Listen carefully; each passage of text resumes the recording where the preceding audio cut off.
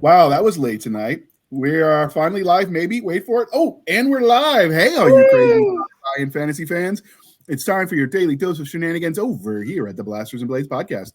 Just a couple of nerdy veterans geeking out over our science fiction passions and fantastical fantasies.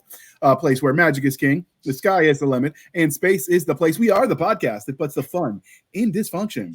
So without further ado, and we're no longer waiting on the slow StreamYards to decide to start its live feed, we're going to let our guests introduce themselves. And I'm going to go in alphabetical order because I have to prove that grunts can read. So we have the one, the only Miss Chloe Garner with no D. Hey, I am Chloe Garner. I write fantasy, science fiction, urban fantasy, paranormal, just about everything under the speculative umbrella. Currently releasing books in my Verity universe. Horse books at this point because why not? And I'm having a great time at it. Thanks, guys. Outstanding. Next, we have Mr. Chris Denote. Can you introduce yourself for people that might not remember? It's been a while for you, sir. You're muted. It helps if you unmute. Yeah, hey, Chris Denote. I write military sci-fi. Thanks for having me back on. Freaking Sandy. He's a man of few words, but he writes a lot of them, so it's all good.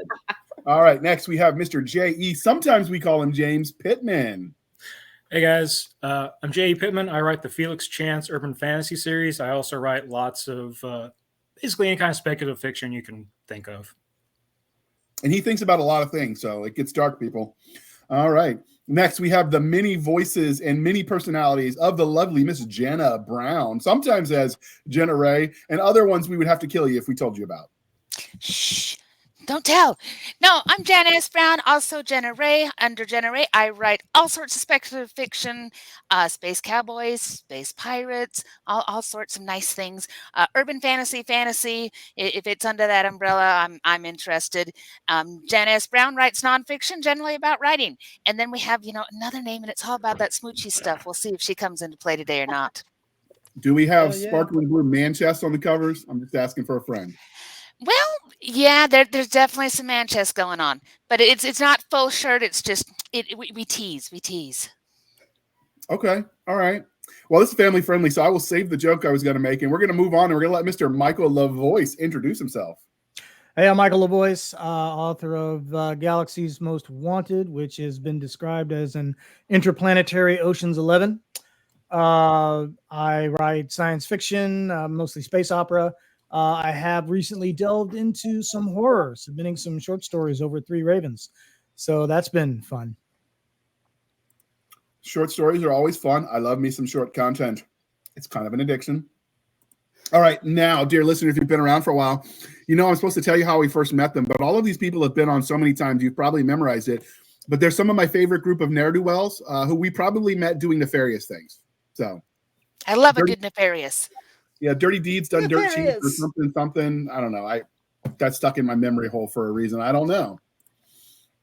The rates have gone up. They are. Oh, am I friends bail you out of jail, JR. Real friends are in the cell with you going, dude, that was awesome. Heck yeah. And maybe in my younger PFC days that might have happened. It's classified. It's classified. And MPs are jerks, so who needs them? That's why we have infantry. Hey. I know. Your son is like an MP or something. It's almost like he just entered the white phase. They're finna hit the range hard and heavy. Fun times. The Air Force though does not have MPs. They call themselves SF because they want to confuse people. Security forces instead of MPs. They like guard stuff. Yeah. I gotta love. Are we getting the official Air Force stare and the Forrest Whitaker Twitch eye from you, Chris? Oh, he's so angry he muted himself.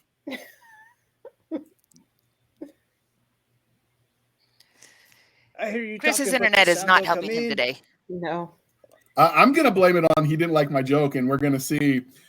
Since we've had you all on, if Chris can unmute, we get to ask him the religion question he hasn't answered yet. But until then, for everyone else, what is your favorite brand of coffee or tea? All right. You're not going to be good? Oh, okay. So your religion question, sir. Coffee or tea, and how do you take it? Okay, coffee. My wife corrected me earlier because I said I always drink it black. I don't. In the morning, I have it with cream, no sugar. And then the rest of the workday I have it black. Otherwise, I'll have tea. I don't mind having tea. As far as favorite brand, I'm a big fan of a company called 7 Weeks. That's my favorite brand of coffee right now. I like what they do quite a bit. Okay. All right. What about you, Michael LaVoice? Oh, Favorite coffee. breed? If it's money is no object, I'll get Death Wish every time. Okay. That'll give you the jitters. You will see sound and you will hear colors, and it will be Yes, sir. glorious. All right. What about you, Jenna S. Brown? Oh, Jana. I'm sorry. Jana and Jenna. I mixed them up. That's all right. It's all good. No, I am a soft drink girl, so I drink Diet Dr. Pepper. Over ice, sometimes with flavors in it. It's a thing. You know, there's also So it's Mr. spicy Pibb, Dr. so you Pepper. could have favorites and mix it up a little bit. Well, I could. Now, and I do like a really good hot chocolate. And I know that Coffee Brown Coffee, who sponsors the podcast, makes an amazing hot chocolate because I've tried that. Yeah. The one thing I can't get behind is I've done at European sipping chocolate at a coffee confectionery that's That was weird downtown stuff. Virginia Beach. That was just like drinking pure molten sugar chocolate, and I just couldn't. I couldn't hang. I felt the diabetes coming on. I couldn't do it. Arabic coffee is Diabetes. good though. Mhm. I have heard. I didn't get to try it when we were over there, mostly because they didn't stop shooting at us long enough to make friends with us. But Right. it is on my list of things to try. I had it twice with a couple of the, what do they call them? He actually makes me get the jitters, man. I've literally drank Oh. that and started having the shakes. Like the walls are talking to me. The walls are talking to me. I mean, that stuff is just. It was better than a case of Red Bull as far as caffeine consumption. Or Rippets. Or Rippets with their carrot aftertaste. We've got a Moroccan restaurant here called Casablanca, and they serve that stuff, and it's so great. Oh, good name. Okay. All right. What about you, Mr. J.E. Pittman? What's your favorite coffee or tea? Of the two, I'll take iced tea, and I'm going to keep it simple and say Lipton. You know. Okay. Given our past conversations, I thought you'd say Long Island, but Lipton works. It's a good answer. You gave me two Is that options. judgment I hear, I'm showing the JR? third. On the Not at all. This is a judgment-free zone. We're like the fitness Damn right. planetarium of some sort. Sounded more like envy. Yeah, that too. The whole healthy eating took away a lot of my favorite foods, so I'm learning to cope. Mostly by raging at other people online. I had to get off Twitter because it just wasn't fair. Get off Twitter, man. I know, man. All right, Chloe, favorite coffee or tea? Yankee. I don't drink coffee and tea, so I really do like the Yankee hazelnut candle, but that's as close as I get to that stuff. I'm a soda girl too. Coca-Cola all the way. I'm a fangirl. Whoop, whoop.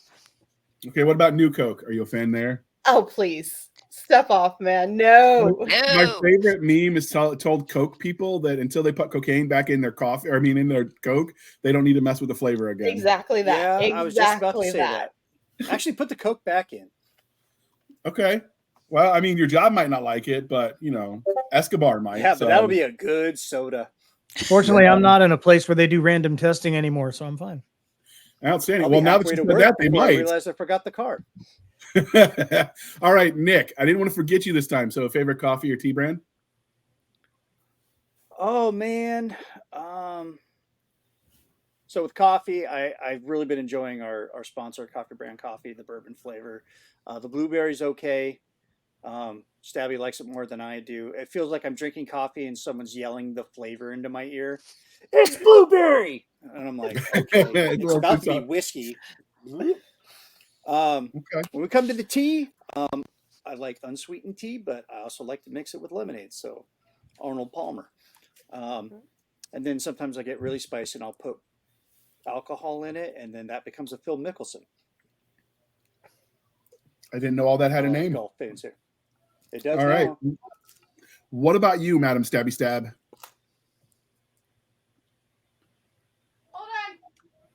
You got to do the mute switcheroo thing there, Nick. No, that's Oh. not the problem. Wrong button. You just kicked somebody out of the show. Oh no. I'm not sure who he kicked. All right. Who are we missing? We're missing Denell. Chris. Chris. No. Chris is gone. I was, Oh, that was I was his Wi-Fi. saving photos. I was saving photos. I was You trying to didn't. get You back didn't to kick this. him out. His Wi-Fi failed, so we're just going to rock on. Did I kick him out? No. The timing was just so perfect. It kind of felt like you did, but it was his Wi-Fi went down. What a nick am I? I know. Anyways, That's the I rumor. absolutely love diner coffee. Is that a brand, or do you mean literally going into diners? No, like literally going to a diner. I love It's a little diner bit of coffee. salmonella mixed I with got a unclean- Waffle House mug over here. So it's the salmonella and bacteria mixed with unclean mugs and never washed pots. It just adds something to the taste. Well, when Seasoning. you work in casinos for so long, you don't usually pay attention to the fresh pot versus the old pot of coffee. You just want coffee because it's 3 a.m. and you have like 4 more hours of work. So you just grab whatever pot and fill up your cup, and you get used to that flavor, actually, the old coffee flavor. And so, yeah, I like diner coffee. Little bit of cream. There's a stew like that. It's so good. And then when it comes to tea, I like sun tea. So I like unsweetened sun tea. But if I'm really sick, then it's hot tea, Lipton only, hot tea with honey, lemon juice, and bourbon in it.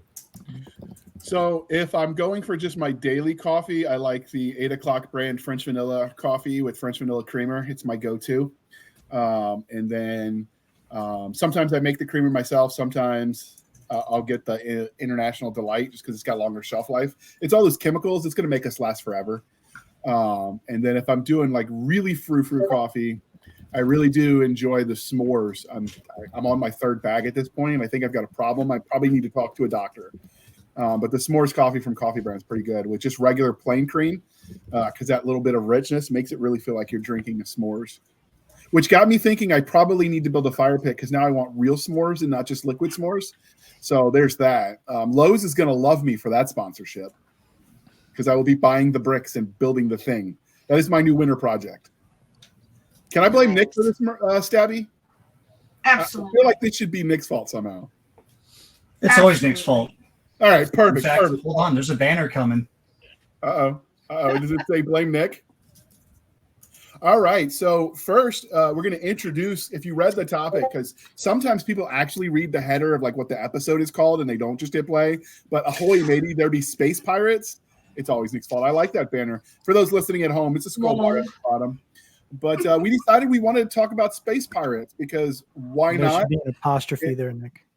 Yeah, you know, whatever. He needs you to edit for him, clearly. I remember distinctly the day I was watching the Nick Jr. with the kiddos, and they had Jake and the Neverland Pirates, and they're like, "We don't steal, we're pirates. That's not what we do." And I remember thinking, "That's not how this works. That's not how any of this works." And so I had to pause the show and explain exactly what piracy was. And then it got me thinking we could probably make that an episode, and we could even throw in a little bit of intergalactic letters of marque, maybe. Ooh. Let us I'm mark. digging that. We're now privateers. We are, because what's the difference between a pirate and a privateer? Not much. A Government license. The sanction. letter of mark. Paperwork. It's The paperwork. Paperwork. Clearly. red tape. But because we're talking about pirates, Janice's family are all certifiable nerds, just like us. And so they had a question, and I'm going to let her ask because she's stealing credit from them. So at least the right family gets the credit. That's true. So we were talking about with space pirates, if you have to walk the plank, exactly how does that work? Which my brother-in-law brought up and says, so if you flush somebody out the airlock, is that the space pirate version of walking the plank? Mhm. Absolutely. And I when like that it. happens, Oh, yeah. do you float? Do you fly out? Do you just explode because you're not in a spacesuit? What really are the parameters of walking the plank space pirate style? Depends on Oh, if they geez. depressurized it before they open the outer lock. Mhm. I've had this conversation recently, and you do not want to know the depth of nerd that lives in my house. Go Yes, on. we do. We do. I think You that's get what we're all the here tonight. vents, and you slowly freeze to death.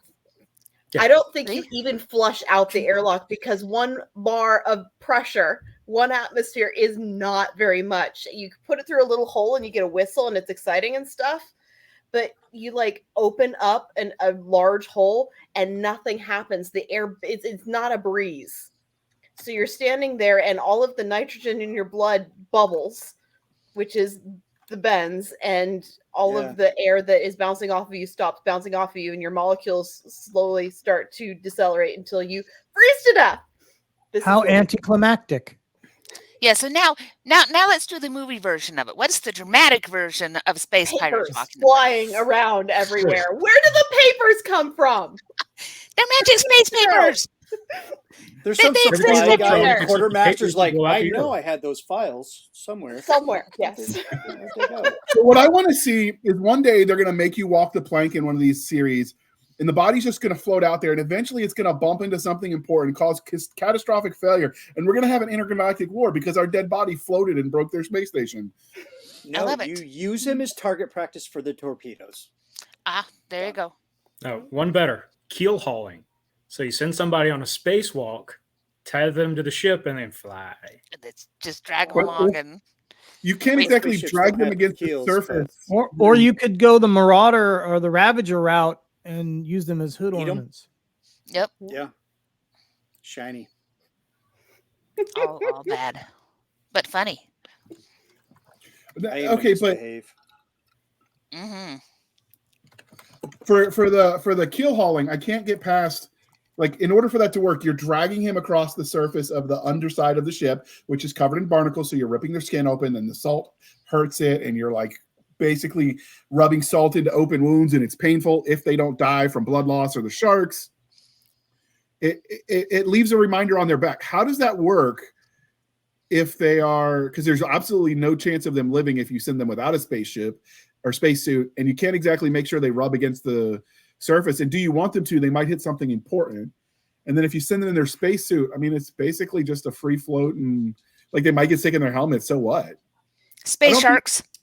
Space sharks? Okay. Hey, they just did Point space to whales that, on man. Ahsoka, so if they can do space whales, we Yeah. can have space sharks. Well, We've didn't had Star space Trek- sharks. we- You ever heard of those shark ships from Marvel Comics that That's the true. Brood ran around in?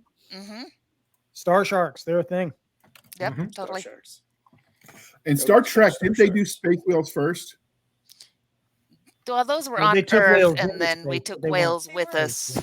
Earth Through time. whales, Those were Earthbound whales, but but they were yeah, deep in Ahsoka did the whole, space. spoilers, Jonah and the whale thing, and got traveled around inside of a whale. So stupid. It was the dumbest thing ever. But They lost me at episode 3 on Ahsoka, so I just couldn't. I couldn't. It was like a Show series that without a didn't purpose. Need to be made. Well, to be fair, that was not the first appearance of the space To be whales. fair, Fair. All right. So we've got the space whales. Why not?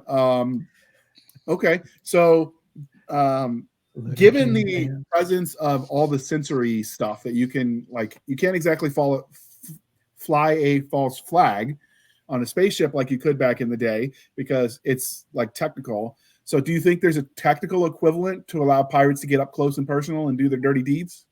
Well, your beacon. Changes You just transponder, change the yeah. beacon. Yeah. I mean, you do that with since I'm ships kind all of the a nautical time. Dude, Go nautical. flying a false flag. You could do that with technology. You emit a signal because in most of our favorite sci-fis, they're emitting a signal that identify who they are. They have what they call, like we have an AIS on our boats that if you look on the GPS or you look on your chart plotter, it shows a ship or a boat. It's like, hey, it's this. So I'm assuming that we get into space and we have similar technology of an AIS. So all that is ones and twos. It's codes. So it would be really easy to like admit like, oh, I'm from the Romulan Empire and Romulan friendly space, and then you get like, surprise, I'm the Federation, sucker, or reverse. Well, no, in Firefly, they would steal the transponder The codes and Crybaby. clone them and just Mhm. run them to mask their ship signatures. They even, Yeah. like in the first episode, made the Crybabies, where they just put an automated distress beacon out to draw another ship away. So it is easy to do the false flag and work that kind of system with the electronics and the radio beacons. Because space is big, and we also have to factor in just a little bit speed of light issues. And so a lot of times, they don't see it coming. It's a long ways away until you get close to a dock or a port or something where you actually start to see the ships. So you've got a lot of space to deal with.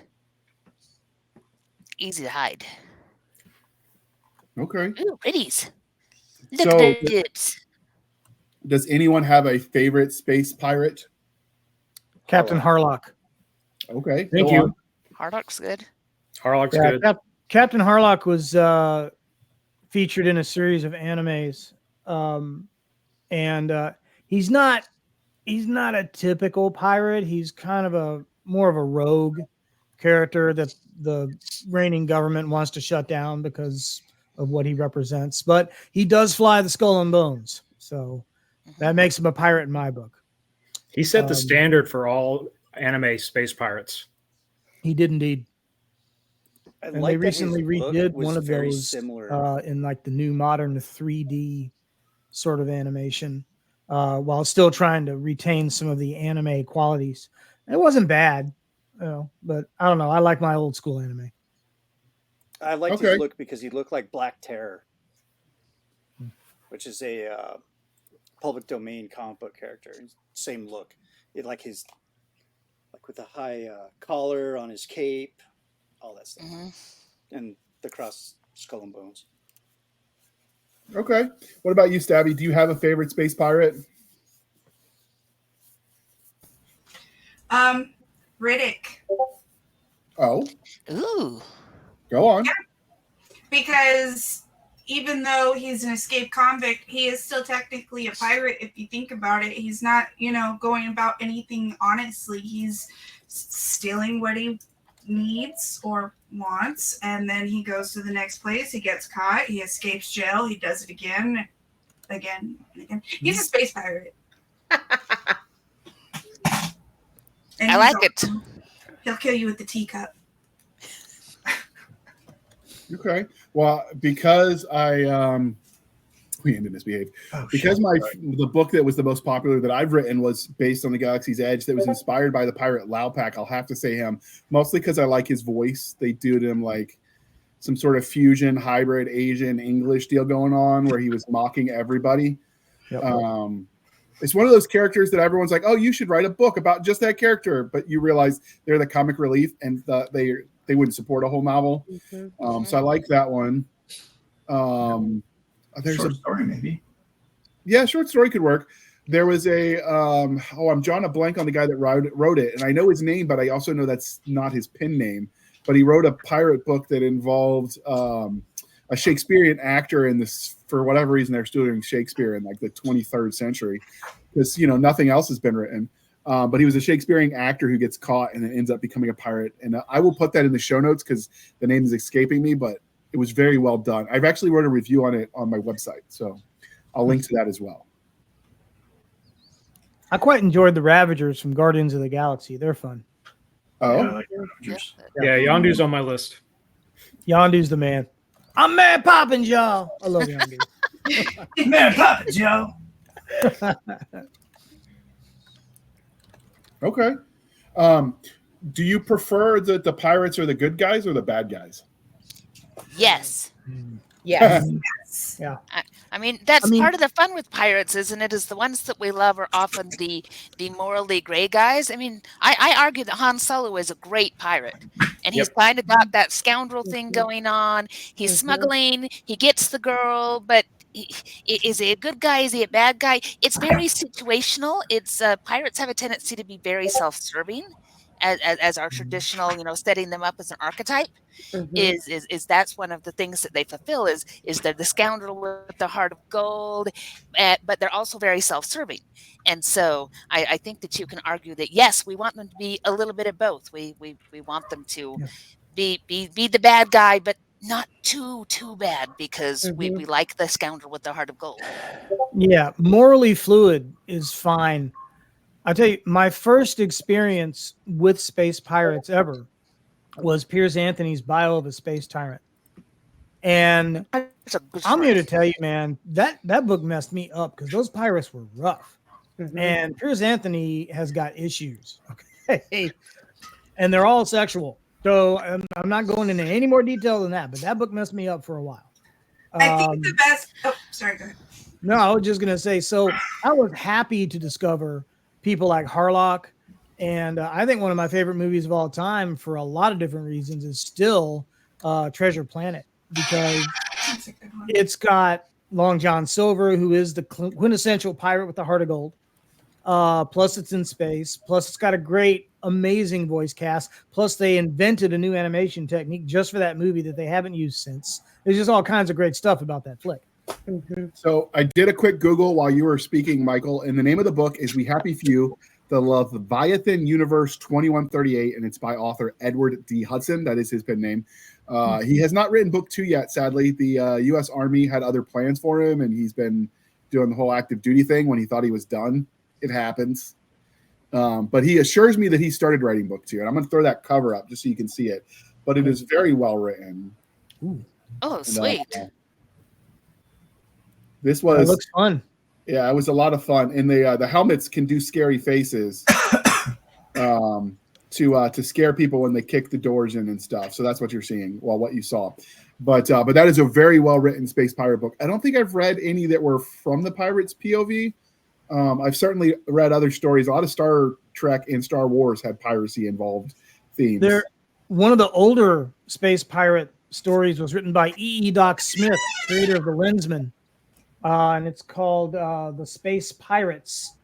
Tedrick, I think, was the name of the main character. He's a former hero who had to become a pirate out of necessity. So that one's kind of written from the pirate's point of view.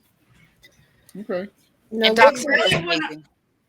go if ahead. you really want to go to the point of really, a space pirate, and he actually calls himself it, is actually Mark Watney in The Martian. Mhm. When he commandeers the NASA ship to That's a try great to line. get home, he says, I don't have permission to take it, so by going and taking it, that'll make me the very first space Great pirate. line. We So, actually- International waters. We actually interviewed. I don't remember if it was on Blasters and Blades or back when we were still sci-fi shenanigans. But we interviewed a lawyer whose focus was on international and intergalactic space law, and she says that I remember that one, but she said it was not actually space piracy. I just can't remember the name of the lady, or I would have invited her for this panel, and we should definitely have her back when we do a topic like this, because it would be fun to, get that oh by the way moment on what the law actually says. But Stargate Universe, the later end of the series, when they were getting resupplied, they dealt with some space pirates in that one as one of the later themes. We don't know how it ended because those bastards at Fox ended it, and we never got the satisfactory Always do. conclusion. No, Always looking at pirates as the villains or the heroes, there's a really interesting duality to that type of character, that archetype that splits between the sort of maverick, independent, autonomous person who does their own thing and doesn't like having authority over them.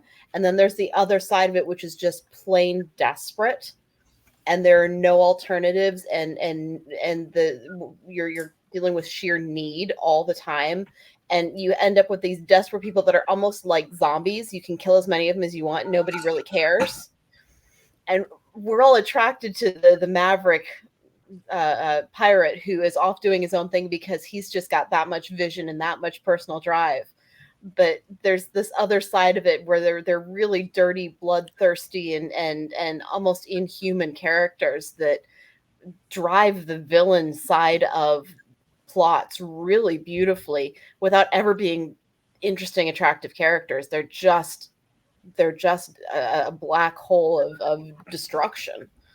well, let's say it, in layman's terms, just because you bad guy doesn't mean you're bad guy. You like that line, by the way. You use it a lot. Oh, I love that movie. And yes, and it qualifies because when it comes to space pirates, look at them, all of them. You're like, wow, that's dirty. You're just going to leave her there. You're just going to leave him there. You're just going to do that for the money. And then they come back. They save the girl. They get the girl. They protect the children. Like, they are bad guys, but are they bad guys? the crisis of conscience scene that's always a trope when you see the pirates, who the real bad guys are. Just like with monsters, the trope is we're the real monsters. Sometimes you see that sort of evolved into pirates. But we're going to pause for a moment while we shamelessly shill for the man, because then I got a question when we come back. But for now, we are going to let the commercial flow. Humanity will be free, no matter the cost. Deep in the Guatemalan jungle, buried beneath a forgotten Mayan pyramid, an earth-shattering secret sits, waiting. Its discovery will rip apart the illusion that humanity is alone in the universe. Engaged in a life-and-death struggle for the future of mankind, Harry Rogers and Jess Cook are forced to protect this secret from the most despicable foes imaginable. They must race across the globe to complete Liberty Station, the first true interplanetary ship. Only then can they search for the shocking truth behind what they found. They have no room for error, because failure means death for them and subjugation for everyone else. Presenting Liberty Station, Book 1 of Humanity Unlimited, written by Terry Mixon. Purchase your copy on Amazon and learn more about the author and his works at terrymixon.com. All right, thank you for sticking with us through that commercial interlude. Nick just had just enough time to go grab more liquid refreshments. And so I was about to ask, and then I realized it was time for the commercial. But what do you think? Do you think in order for it to be true space pirates, to scratch that itch for you, that it has to be in space? Or are you okay with ground operations with pirates? Yeah, because pirates back in the day when they were on the sea would invade towns and pillage towns. So yeah, why wouldn't it be the same for space pirates? You know, they're like, oh, it's a nice little lucrative planet you got down there, small colony. It'd be ashamed if we showed up and stole some shit. Or a space station. Yeah. Or a space station. Ooh, But it's got to I mean- return to the space. Does the space Yeah. connection? Because otherwise, if it's all land stuff and they say, "Oh yeah, there's a ship and we'll get there eventually," then it doesn't work for me. I want to see them, plotting in their ship, and then if they come down and do stuff on a planet or whatever, and then return. I mean, that's a lot of the Firefly episodes. We're here in Serenity and we're going to do the train job and we're going to pull off this heist and then we're going to fly back off into space. Jamestown and all those others kind of things. So I want it still firmly set as being science fiction space instead of just being pirates. Not that I don't love pirates, but they're a different thing. Yeah, I think most of us are still in love with the age of wooden ships and iron men that all of our favorite classic pirates came from. And a lot of us, I think, view space as an extension of the oceans that we deal with here on our own planet. And so I think it's only natural that we would think, yeah, there's got to be pirates. Should be pirates. They're part of the whole human experience. But I think we probably want to address the elephant in the room that maybe nobody's thought of yet. But I was just thinking about this today. Being a space pirate, I mean, it's really unlikely that you would accomplish this for a lot of sciencey reasons, like matching vectors with another ship, the vast distances between ships out there in the black. You're trying to catch up to something and latch onto it and then board it and then subjugate the people that are on it. It's a lot of work, man. La la la la la la la la la. Stop destroying my stories. Go away. It gets better, I promise. But then I thought, they don't have to cruise the space lanes. All they got to do is hang out relatively close to a space station somewhere and nab the boats as they come in. So it can still work. It's just the classic image of the Jolly Roger flying on a ship, cruising around, just looking for an unlikely victim, I don't think works in this genre. But hiding out inside, an asteroid belt or something, ready to pounce, that definitely works. Well, that's how traditionally piracy was. They stayed along the currents, along the coasts. They basically hunted where they knew the ships would be. So any kind of space travel, you're probably going to have like designated shipping lanes or things of that nature, just because, like you say, space is vast. You're really trying to hit a needle, the eye of a needle, light years away. If you're off the books, you're not going to be found just in space, just roaming around. You have to set up positions to stalk and pounce and ambush. I mean, look at for instance, going back to Firefly, one of the big things when the Serenity got hijacked, it was programmed to go to a little kill ring in the middle of nowhere, take over the ship, and send it to this one spot where the pirates have their stronghold to take the ship. One of Christina Hendricks' best roles. Yep. No, there's a lot of really complicated choreography that goes into ship-to-ship combat in space. Mhm. Where trying to preserve the value of the second vessel is important, and you can't just swing across. It doesn't work like that.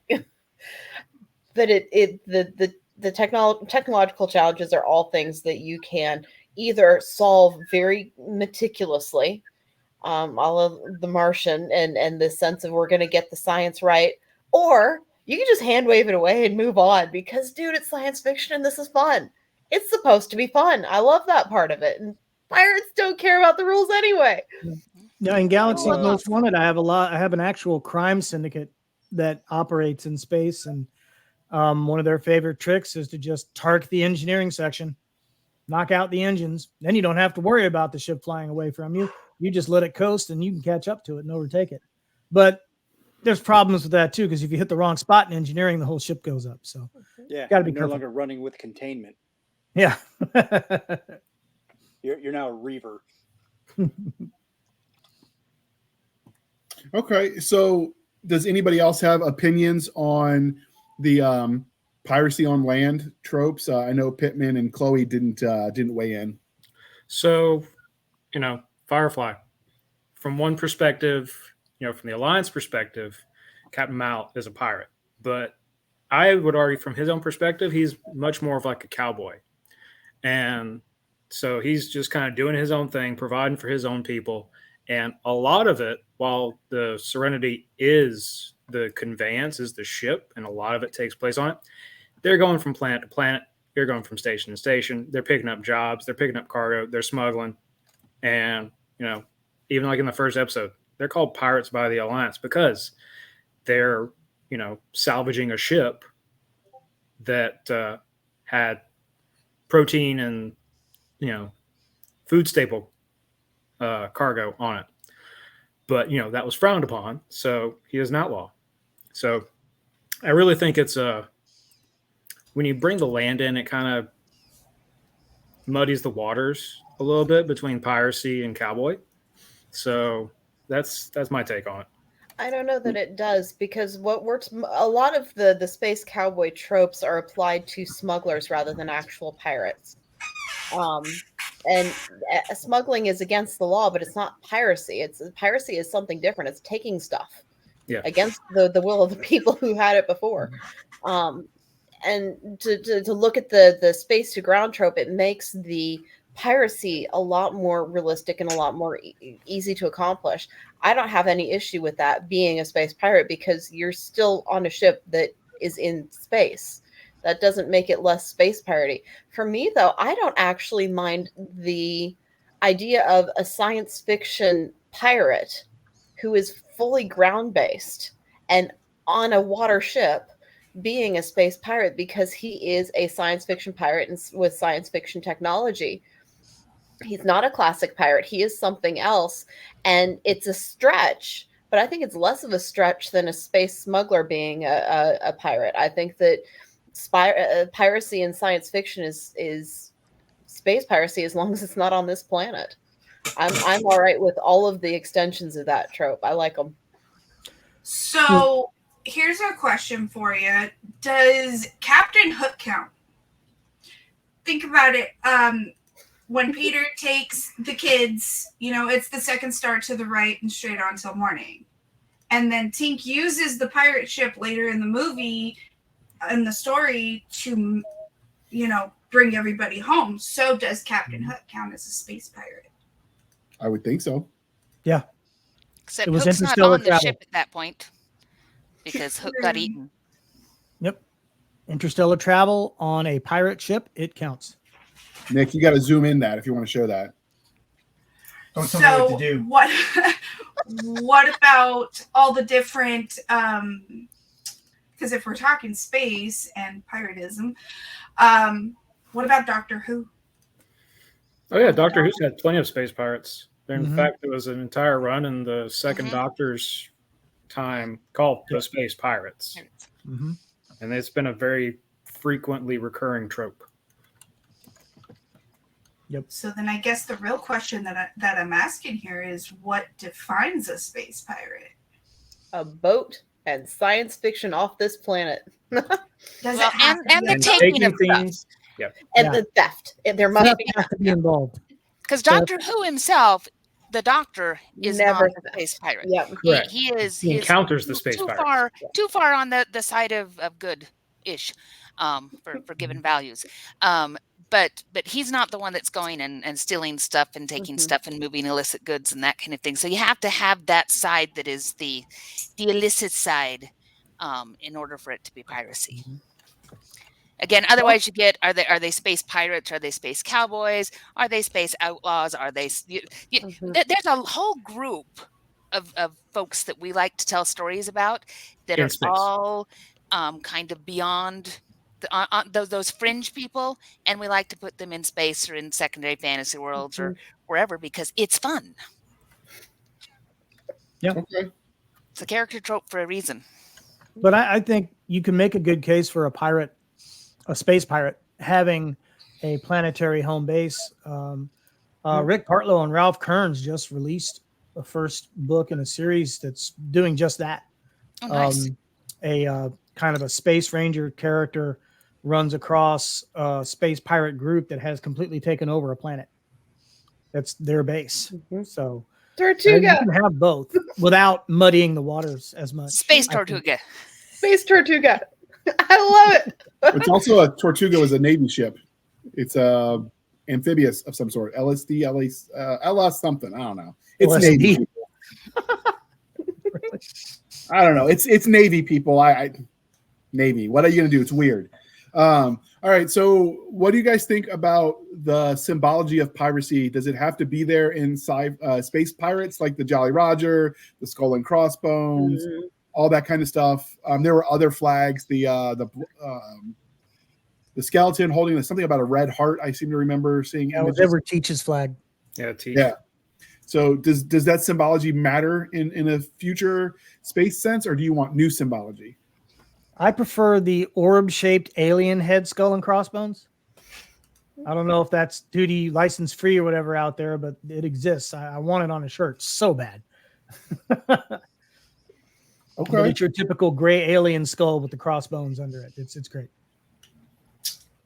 Stabby's on it. Look at her go. All right. What about you, Jenna? I like a callback to the traditional symbology, but I want them to make it their own within the story. So if you want to say, flying the white flag, but that's something slightly different. I like watching authors and storytellers put a twist on it that says, this is why this matters in my universe, even though they may be calling back to something that we're going to be familiar with and go, oh, well, we know this, and yet we don't. It asks more questions. So I want to see a stretch. In David Weber's Honorverse, the way a ship surrendered, they would turn their impeller wedge, invert it, and that meant they were out of the fight. They were surrendering. It was the same thing as raising a white flag. Yeah, and that's what I love is when you do something like that and say this is what it's going to be here, but it still hits those same things. Mm-hmm. So they would change the pitch of their impeller, and that was them. Yeah, they would turn the wedge a certain way. It's been a while since I've read those, so bear with me. I mean, the first one came out like 30-something years ago. So yeah, and I was reading them back then. So I'm thinking of earthbound ships and boats where, like, that doesn't make sense to me. Switching the pitch of the impeller does nothing. It's space and hand wavium, so space magic. Go back to the symbolism. The symbolism. What's the symbolism there? The symbolism was with the gravitic wedge turned that way. It was no longer a lot of your enemy fire would get sucked into the gravitational forces of the gravitic wedge. It was one of their protections against being hit. And when you turn that wedge that way, you were vulnerable. So you're taking yourself out of the fight. I'm showing my belly, basically, and I'm out. On my belly. Okay. Well, a space impeller probably works a lot different than a boat impeller here on. I'm sure it does. That's what I said. I was like, you changed the pitch. It's not a giant screw. It makes no sense. Well, you're a very earthly creature, and we're talking about space magic. All right. So, Pittman, you haven't weighed in on this one. So, thoughts on the symbols? Well, not the clanging metal kind, because my monkey stole those already.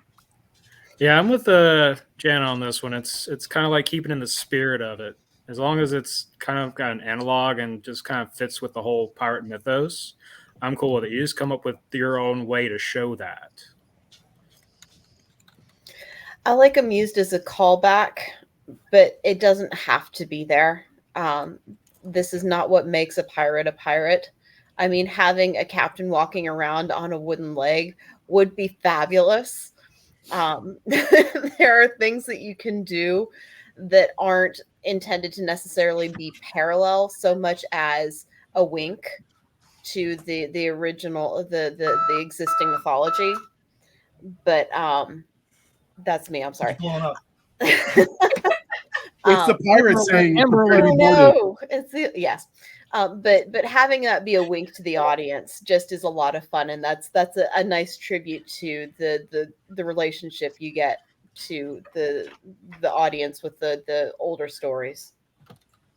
One of my reptilian crime syndicate pirate captains actually has an electronic multi-lash. It's basically an energy whip with several strands that he uses on naughty crew members. So what about the peg leg, the eye patches, and the iconic hats? You got to have those? Well, he's got a great big coat with a bunch of unnecessary buttons on it, if that helps. It does. Do you know why they wore eye patches? Because they got their eyes shut out? No, it's a darkness thing. No. Night vision. It was because it It's night takes vision. 10 to 15 minutes for the cones and rods to readjust to lower levels of light. So they'd wear an eye patch on one side if they were getting ready to board a ship. And then when they get into the lower levels where it gets dark, they'd switch it over so they have night vision. That you could see. Yeah, Mythbusters did a whole thing on that. They have 2 pirate episodes, and that's one of the things they test is the whole patching. That was one of my And they're like, favorite it was so cool. I miss Mythbusters. It makes me sad. So what about space pirates in video games? I was hoping we'd go there. Come on, give me your favorites then. Let's hear them. I'm not a gamer, so I saw a lot of this in my research earlier, but I'm not a gamer, so I don't know. Figure out which way I need to point. Jana got really excited. I know. XCOM. I was trying to remember the name of it. XCOM is awesome. You're dealing with fighting aliens, but you've definitely got that piracy feel. You've got rebellions going on, and depending on which of the many versions of it out there, and the new Starfield, which my husband has been playing just almost nonstop. I don't want to know how many hundreds of hours have gone into this game, but it's that in that case you can either play piracy, you can be that guy, or you can be the one running away from them. He spends a lot of time running away, and they're strafing his ship, and they want all the stuff that he's got, and it gets very exciting. But you see that a lot, especially in space exploration games, which there's several. And it's always do you want to go be a pirate hunter? Do you want to be the pirates? And sometimes it's player versus player piracy. And that gets, feelings get hurt there. You say things that can't be taken back. So they really love to play with the space pirate thing in games. I mean, people argue that even Halo has some kind of space pirate feel to it. The Jackals. The Jackals are considered space pirates. Yep. And Mech Warrior. Mech Warrior's got the tribes, and there's the space piracy there. Wing Commander. I am way too much of a nerd now, and I'm going to let somebody else talk. My nerd goes back far. My first space pirates was Ice Pirates in 1984, And it has a phenomenally naughty scene in it that my mother walked in and went, "What are you watching?" I'm like, "I don't know. I'm like 10." And we're turning this off and you can watch it when you're much older. It's space porn, okay? It was definitely a thing. All right. Who else? Other people have to have played space games. I have. Well, I played MechWarrior, but there wasn't a piracy feature. I can't remember any games that were sci-fi related that had piracy as an angle. The only one I remember is Metroid because the villains were space pirates. Mm-hmm. Ridley. Okay. Yeah. All right, I'm going to own up here. The only one Starfield. that came to me was Skylanders. Because my children are obsessed. We have all of them. It's way too old for them, but that's okay because we're giant nerds and so we support old habits like that. And yeah, no, they have all of these pirate tropes running around, the eye patch and the peg leg and the really, really put on accent and all of this. And they don't do any piracy at all. They're just a pirate island where they play cards. Well, what's the fun in that? So I don't know. Like I played the Sid Meier's pirate game, but that was actually Age of Sail. I don't think I've seen it in sci-fi. Well, I mean, it wasn't sci-fi, but I really, really loved Crimson Skies. Okay. And it was air pirates. It was an alternative few history. So that kind of counts because it's speculative. The United States broke up into several different smaller countries. You don't have a highway system. So the best way to get anywhere is by air. And you have these Zeppelins that are bringing cargo from one side of the country to the other. And they're subject to attack by air pirates. It's a lot of fun. Had a little That's a bit of great question. in it, didn't it? That's steampunk. Right. Yeah. Well, more diesel punk than steampunk. Yeah. But do Would those that be count as space considered- pirates? Would that be sci-fi? I mean, can steampunk go in space? Isn't that normally terrestrially based? Yeah, steampunk and diesel punk are both generally terrestrial based. The only reason it falls into the category at all is because it's alternate history, speculative fiction in that respect. And alternate technology because they use the Oh, tech yeah. in a completely different way, which Yeah. puts us kind of in that sci-fi umbrella. Yep, you're Alternate dancing history in the right sci-fi. area anyway. That's There's sort of a gray area. I'm all about exploiting the gray areas. How gray? Charcoal? Well, I mean, there's a reason I was in E4 a couple times. I'm just saying. That's because you aimed to misbehave, JR. I did. I watched too much Nathan Fillion. It's all his fault. We'll blame him. He's not here to defend himself. Well, if you're going to talk video games and space pirates, we can't leave out Star Wars Empire at War. They literally have the Black Sun pirates in space. Space pirates. Just had to throw that in there because, I mean, you can't talk space pirates and not talk Star Wars. Yeah, you also had space pirates in one of the recent Mandalorian seasons. Mm-hmm. It seems to be something they just throw in for flavor a lot of times. Like one of my first encounters with space pirates, I remember the old X-Men cartoon, Starjammers. Yeah. You know, Corsair and his ragtag versus the Shi'ar and doing the whole Dark Phoenix saga. Mm-hmm. Okay. That was probably my first introduction to space pirates. What about RPG type games like tabletop role playing? Has anybody played any of those where you were a pirate? Starfinder. And it's one of my Crimson life's Skies favorite started out at the games. tabletop. Did it? Yeah. Okay. I know you can I have some of the miniatures on my wall. Cool. I know you can pretty much, set your own stage if you got any sci-fi game. I've done a Metamorphosis Alpha where we were playing as, piratical peoples. And then you stumble on the ship and it all goes to pot. So, I mean, it could be done. I don't know if there's any game specifically where the theme, without you adding it yourself, is Space Pirates, though. If you know of any, you should reach out in the comments section and tell us, because I'm sure we're forgetting something. Mm-hmm. Isn't there a piracy feature in Elite Dangerous? Oh, I think there is. In Elite Dangerous there is, and Starfinder has some rules for it, but again, like you say, it's not based around that. It's just something you can pull into it. Yeah. Because it gives you the rules for being in the stars and suggests that pirates make a good story. Okay. All right. So we've covered role-playing games, video games, fiction. We have not covered the glorious comics, picture books, graphic novels, or anime. So does anybody have any of those? Yeah, we covered anime. Harlock. Oh, that's Yeah. anime? Okay. Anybody Just else prop have? Starjammers. That's in the X-Men comics. That's comics. There you go. Any other comics, Nick? Pirates? There's some indie stuff going on right now. I can't remember the names for the life of me. Oh, There's so many of us. Buck Rogers in the 25th century. Yeah, Buck Rogers did have Space Pirates. Cobra. So didn't Flash Gordon as well? Flash Gordon also had pirates. Yeah. yes. Weird Worlds. There have been several Image titles lately. I think Battle Chasers even has pirates in it. Joey Madbook from, well, I guess he's doing it again, but yeah, it seems in any medium of speculative fiction, whether it's novels, comic books, movies, RPGs, whatever, you're going to throw in that Flavor Flav of Space Pirates or piracy in general, because it does make for a good story. It adds spice. Little tapatio there on your taco, Okay. So are we missing anything when it comes to pirates, or are we ready to wrap this up and actually hit the hour mark, which we haven't done yet? So this might be a first. Put it in the calendar. Ooh, shocking. I'm going to call Guinness. Well, no, now because I wanted to ask Jenna something.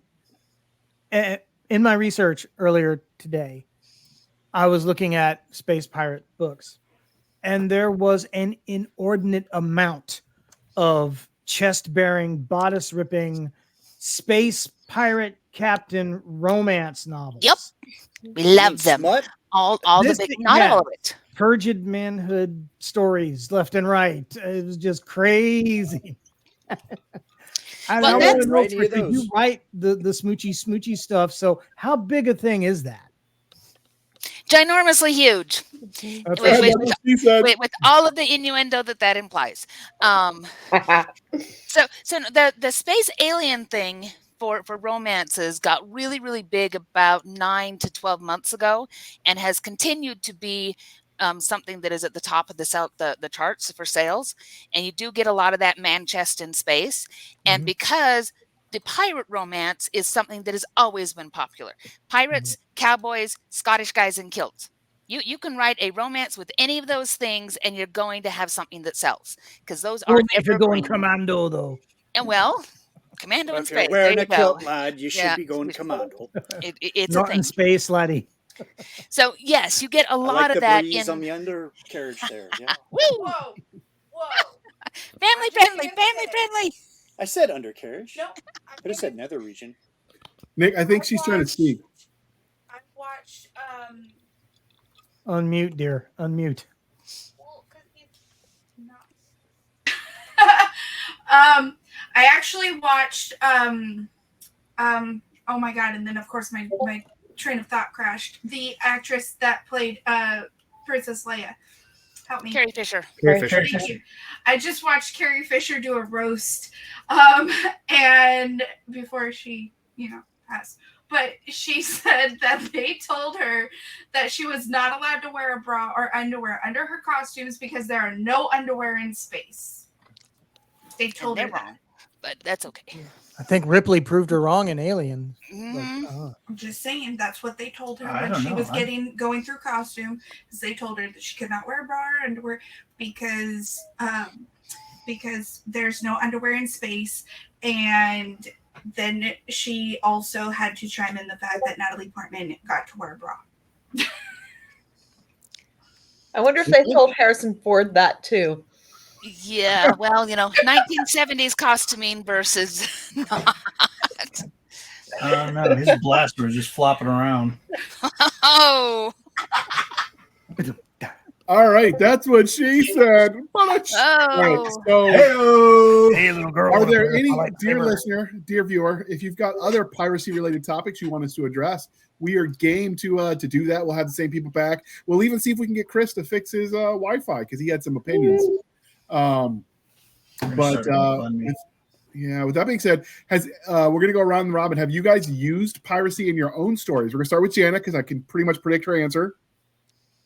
Yes, of course.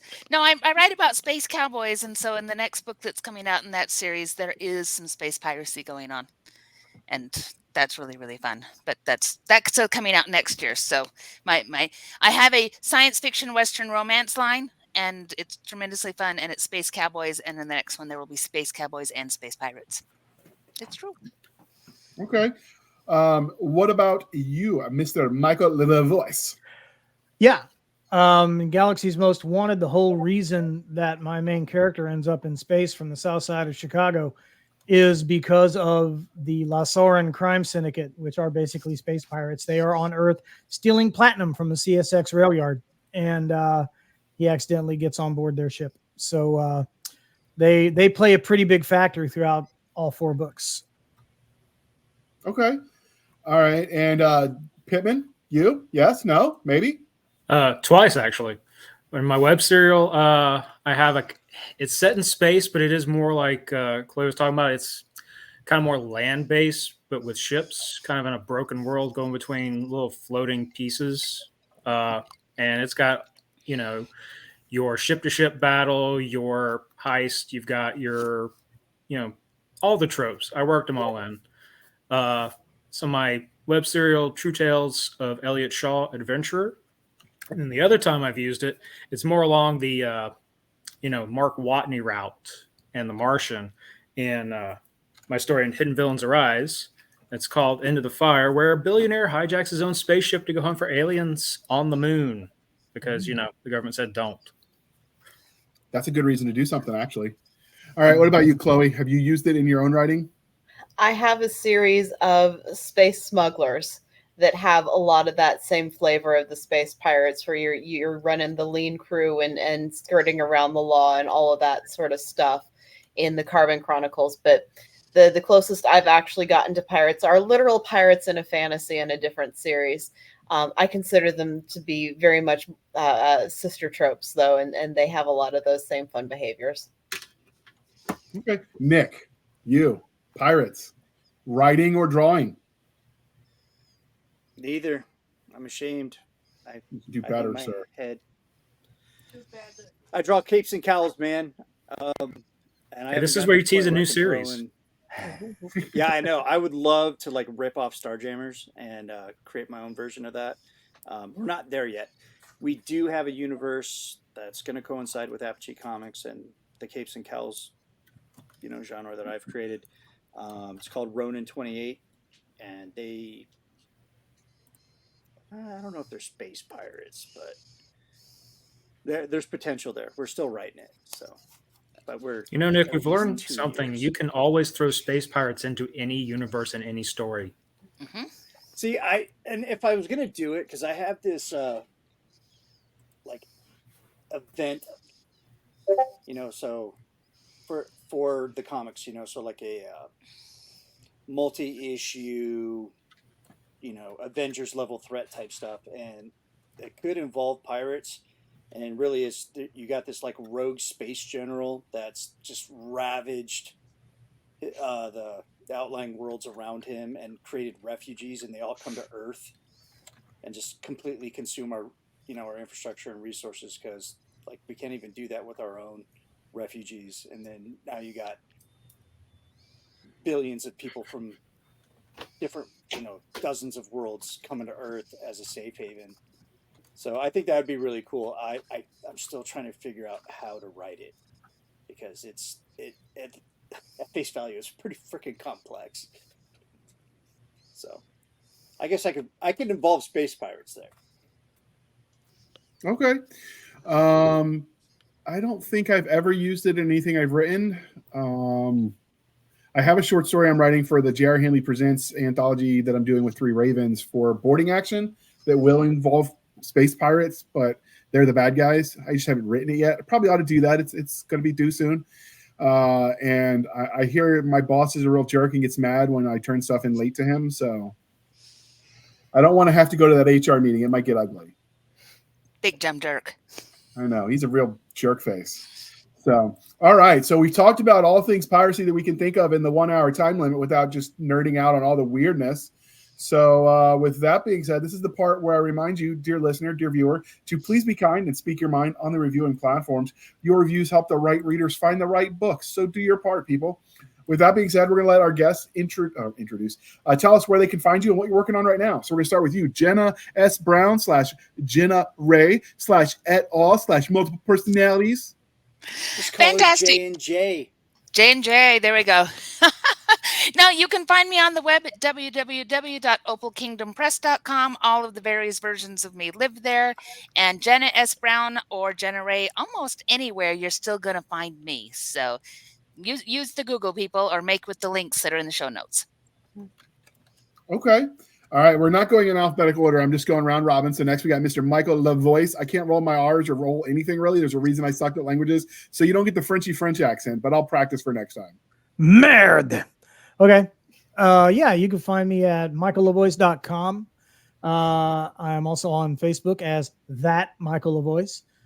Same with Twitter, I don't know, whatever they're calling it this week. I'm there too, but I don't spend a lot of time there because they never clean the ashtrays. And I am also able to be found at athonbooks.com. They are the publisher putting out Galaxy's Most Wanted, which will release December 5th. And currently I'm plotting a new series that is called Gladius Leagues. And I guess in a nutshell, that's the NFL meets the WWE and Power Armor in space. That's an interesting selling point. All right. What about you, Pittman? Where can they find you and what are you writing now? So you can find me online at halfacrepond.com or on the socials at some combination of J, E, and Pittman. On Facebook, it's J. E. Pittman Writes. And what I'm working on next is a follow-up to the End of the Fire story. It's continuing that on, and I'm turning it into a novel. I got the rights back. So that's going to be chapter 1. And chapter 2 is going to be, what happens if he finds the aliens? Okay. That sounds good. What about you, Miss Chloe Gardner with no D? You can find me at Blender Fiction for my website or on Facebook. I am closing out a 4-book series on giant magic horses called Hill Chargers. It's the last of 4 major series in my Verity universe, and from there I think I'm launching off into some continuations on existing series that people will not let me stop thinking about. Outstanding. And you can find all of those links in the show notes down below. Click the links, follow them, stalk them, do what you do, buy their books. They really, really appreciate it when you buy their things.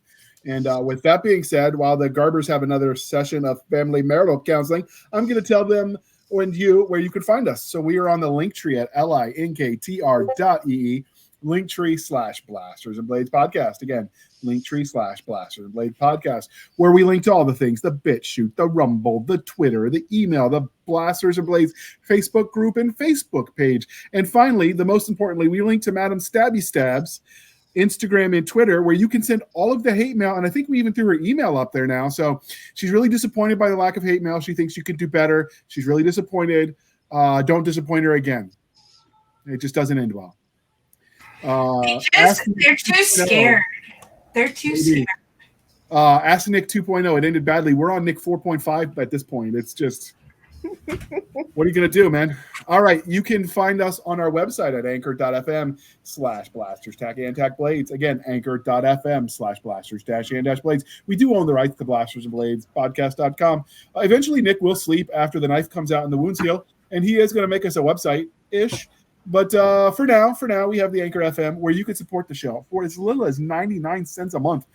You can help keep the lights on, or you can support the show more directly over at buymeacoffee.com/author J.R. Handley. Again, buymeacoffee.com/author J.R. Handley. Be sure to put in the podcast in the comment section that is for the podcast. And I promise I will keep my co-host duly caffeinated on Coffee Brand Coffee. Speaking of Coffee Brand Coffee, click the link, use our affiliate code Podcast Grunts, get 10% off and get us a little bit of a kickback. And oh, by the way, you get Made in America coffee. Americans supporting Americans is a beautiful thing. They do ship to Canada, in Mexico. They're working on Europe.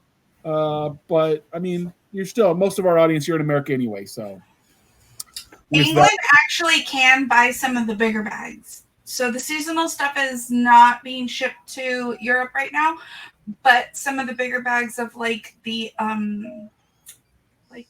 medium roast and the dark roast are being shipped over there. Okay. I've been keeping an eye. Okay, that's good to know. See, this is what we pay her the big bucks for. In fact, I'm going to double your salary, Stabby. Thank you. She'll get 2%. You get an extra quarter. Yeah. So thank you for spending some of your precious time with us. For my crazy co-host, I am Jerry Handley, and this was the Blasters and Blades podcast. We'll be back next week at the same time, where we'll indulge our love of nerd culture, cheesy jokes, and all things that go boom. And we did get some feedback on the email. So you guys like the 3 a week. So we are going to keep the 3 a week going into season 4. Worst case scenario, if stuff happens or podcasts cancel, because that does happen with guests, we do have some of our sci-fi shenanigans in the archives we can clean up, edit, and throw out there to fill that lineup. But in the meantime, we're going to rock on with 3 a week, and we're having fun. And as long as we're having fun, we'll keep doing it. So I appreciate you, Chloe, James, Michael, Jana. Thank you for coming on. It was a pleasure. It's like my favorite group. See y'all later. All right, and now we're going to hit the end button. And